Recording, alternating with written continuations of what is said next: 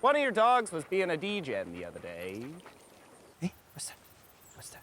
Don't let the dog lick your boot. Off you get. Wiggle, wiggle, wiggle. What's the problem? Your boots are covered in piss. You accuse me of washing my boots in the toilet again?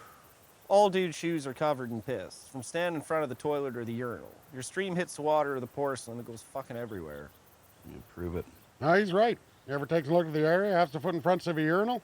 It's like a miniature swamps. Ants could ride Sea-Doos through it. Ants can't ride no Sea-Doos. Of course, ants can't ride no Sea-Doos. Just don't let the dog lick your boots. I mean, not to be an expert on the subject, because of course everybody's a fucking expert. Well, everybody's a fucking expert. Must be nice. You know, when I was coming up, we'd be lucky to even have the dog. Now everyone's a fucking expert. Must be nice. You guys ever notice that when there's a problem, everybody turns into a dog expert? We gotta leave this world behind. Maybe they could. Maybe who could? Ants. Good what? Ride Sea-Doos. Good, buddy? See, there's a lot of variables at play here, obviously. But if you ask me if I've heard crazier things than ants riding Sea-Doos, I'd say sure. You need a scientist. You'd need a team of scientists, I think. Well, ants is smart enough to walk single file and protects their queen, so you know they're just a stone's throw away from humans, intelligence-wise. They're a hop, skip, and a jump if you really think about it. Can you get a scientist to make Sea-Doo for an ant? Well, I think a team of scientists, a good one, for sure could. The scientists making Sea-Doos for ants would be a tireless job. Thankless likely too. Well, you operates the gas with your thumb on a Sea-Doo, so ants don't got thumbs. That right there is your first obstacles. Well, you'd have to get scientists to make the gas a push button, so the ant could just put his foot on it. It's like if a team of scientists was building a Sea-Doo for an ant, they could likely just as easily build the ant a bionic thumb to operate the gas with. So there's options there. Yeah, the ant would need a license to operate a personal watercraft. That's not a big deal. You can get that over the weekend, big bang boom. Well, the scientists would have to build him a PFD because they wouldn't let him take the course without it. Ants would have no problem stabilizing themselves out on the Sea-Doo on account that they got more arms and legs than we do. They got a leg up on us there if he wants to be clever about it.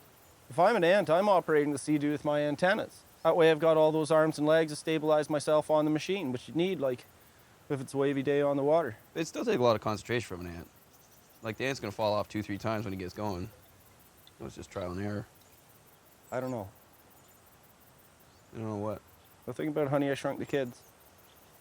Think about how helpful and resilient the ant was the entire journey.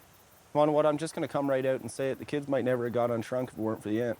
That's all well and good, but I'm actually quite surprised you guys would suggest that the ants would just up and abandon his post protecting the queens to go riding Sea-Doos. Well, you don't know that ant, Dan. You know nothing about the ant, Dan. That's rather presumptuous of you. You're an ant coming up in a tough neighborhood. You never caught a break in your life. All of a sudden, there's a team of scientists outside your door with a Sea-Doo. Dan, look me in the eye right now, tell me you don't ride it. The ant's buddies would be thrilled to help him out. They would happily cover his shift protecting the queen. For an opportunity like that, they'd be lined up around the anthill. How many more opportunities like that you think the ant's going to get? Not many. That's the first ant in the colony to ride a Sea-Doo. That's his legacy. They'd be talking about that ant intercolonial. Fire ants wouldn't fuck with him. He rides Sea-Doos. What's the alternative? So what's the alternative? Work on an ant farm? That ant's got a life on the outside.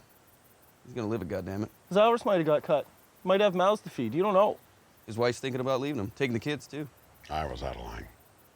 Well, good people make mistakes, Dan. Yeah, it's all right. It's just like, I don't know, like down the road, I think if you hear somebody talking about somebody that they don't really know, you'll swiftly correct them. I think it's important that we just learn something here. Not to be an expert, because everybody's a fucking expert. Must be nice.